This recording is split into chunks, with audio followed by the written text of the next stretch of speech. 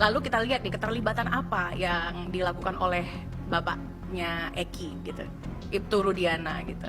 Dan bagaimana bisa terjadi ketika anaknya meninggal 2016 pada Agustus, lalu beberapa bulan kemudian beliau mendapatkan rekomendasi sepertinya ya menjadi seorang perwira, naik jabatan gitu, itu juga harus diusut. Sebenarnya itu clue sih, clue yang paling jelas sebenarnya.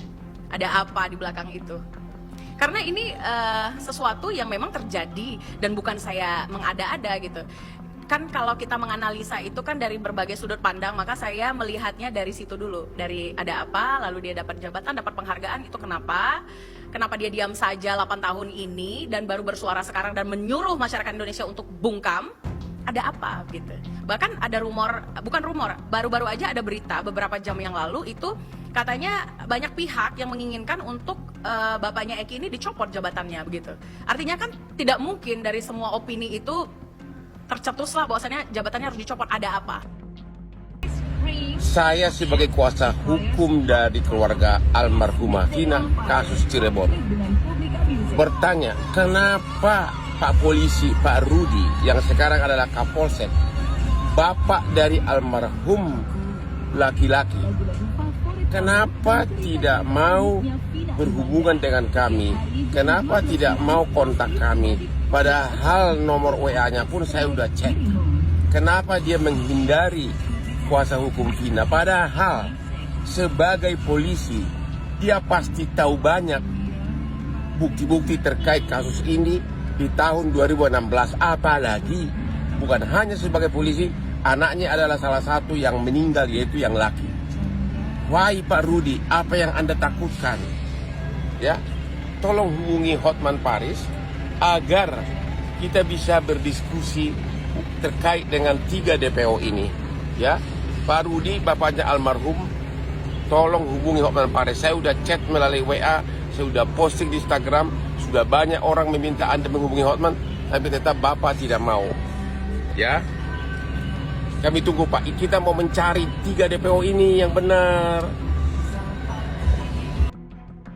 Seharusnya memang ayah dari almarhum yang notabene anaknya adalah salah satu korban menjadi salah satu terperiksa, karena pastilah memiliki informasi-informasi terkait peristiwa tersebut. Maka tidak kaget rasanya bila pengacara kelas Hotman Paris menginginkan untuk bertemu dengan ayah almarhum. Dan pasti pengacara tersebut, dalam artian Hotman Paris, memiliki tujuan tertentu untuk menggali informasi terkait peristiwa tersebut. Namun entah mengapa memang tidak ada indikasi pertemuan tersebut bisa dilakukan. Ya, walaupun aku mendapatkan sedikit informasi, tapi ya intinya sih indikasinya agak sulit itu untuk terjadi, meskipun bukan hal yang mustahil kawan.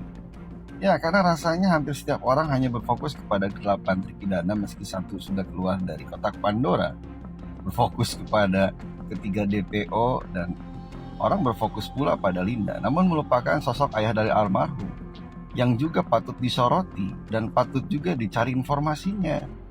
Ya, bahkan selain ayah dari almarhum yang harus juga digali informasinya, ada sosok lain yang juga mengetahui terkait peristiwa tersebut. Ya, kurang lebih ada 2-3 sosok yang juga teman dekat korban, yang juga mengenal para pelaku, bahkan mengetahui bagaimana peristiwa itu terjadi, yang patut disoroti kawan.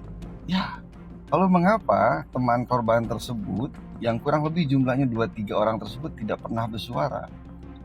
Mereka mengalami rasa khawatir yang cukup tinggi bila mereka bersuara terkait peristiwa tersebut, karena mereka paham betul yang dihadapi itu siapa dan memiliki resiko yang tidak sedikit, bukan resiko yang kecil pula kawan.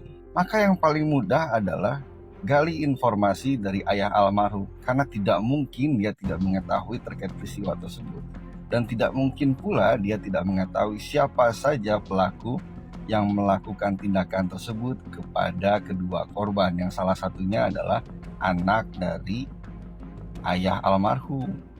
Begitu kawan. Sedikit demi sedikit, meskipun perlahan, sudah terlihat hilal dari peristiwa tersebut kawan. Hanya tinggal kesabaran saja untuk menunggu peristiwa itu terbuka dengan jelas, baik terkait peristiwa tersebut maupun para pelaku-pelakunya atau yang terlibat terhadap peristiwa tersebut, kawan. Maka mari kita lihat saja.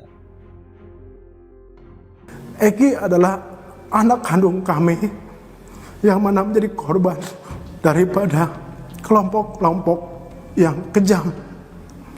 Saya tidak diam, saya terus berupaya dan bekerja sama dengan reskrim.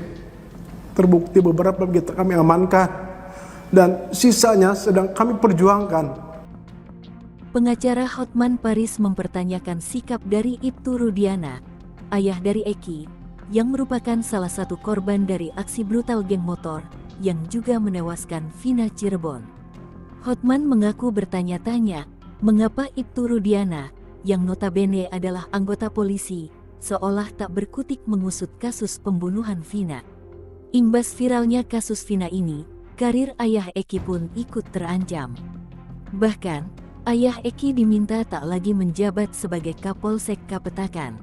Tuntutan itu diucapkan oleh Jogi Nainggolan, kuasa hukum terpidana kasus pembunuhan Vina dan Eki. Hal itu disampaikan oleh Jogi karena ia meyakini bahwa para terpidana kasus Vina merupakan korban salah tangkap. Pada penangkapan itu sendiri, kata Jogi, terdapat campur tangan Ibtu Rudiana yang kala itu menjabat Kanit Narkoba Polresta Cirebon. Jogi bilang ada kesalahan prosedur ketika menangkap para pelaku yang kini menjadi terpidana kasus Vina. Sehingga, ia meminta Kapolda Jawa Barat untuk mencopot Ibtu Rudiana dari jabatannya. Banyak yang mengait-ngaitkan bahwa bungkamnya ayah Eki ada kaitannya dengan naiknya jabatan ayah Eki usai kasus anaknya diproses. Warganet banyak menduga ayah Eki menyimpan banyak rahasia di balik kasus meninggalnya Vina dan Eki. Apalagi, pekerjaan ayah Eki sebagai polisi, yang pasti lebih mudah mendapatkan data terkait kasus tersebut. Namun sayangnya, ayah Eki tak mau membuka komunikasi dengan tim Hotman Paris, selaku pengacara dari keluarga Vina. Saya mohon kepada seluruh warga negara Indonesia agar jangan membuat kami lebih sakit.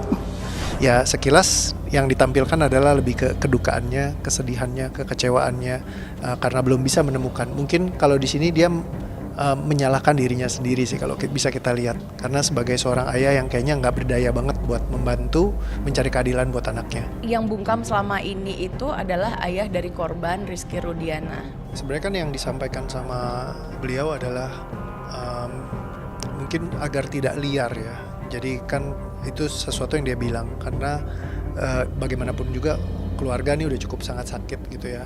Nah mungkin itu yang dia tekankan. Sedangkan kalau mencari 3 DPO itu kan emang dia sudah lakukan terus kalau dari statementnya beliau gitu ya. Dan memang tentunya sangat berat sekali sebagai orang tua yang harus kehilangan anaknya. Dan itu kan nyata ya. Dan itu juga kehilangannya bukan karena natural cause, tapi kejadian yang sangat menyakitkan gitu, pahit. Nah sebagai orang tua yang harus kehilangan itu semua, saya rasa nggak harus seorang polisi gitu. Kita pun pasti akan mencoba untuk mencari solusi kalau misalkan ada sampai anggota keluarga yang hilang gitu ataupun sampai meninggal dan itu perlakuannya tidak adil gitu. Apalagi kalau sebagai seorang polisi pasti akan sangat sakit sekali karena ibaratnya kita ini yang seharusnya mampu untuk melindungi dan menjaga banyak orang di luar sana, tapi kenapa sampai anak sendiri nggak bisa dilindungi? Itu pasti akan sangat-sangat painful banget. Makanya kita bisa lihat ya sampai dia bawain speech-nya itu sampai nangis segala macam kayak gitu.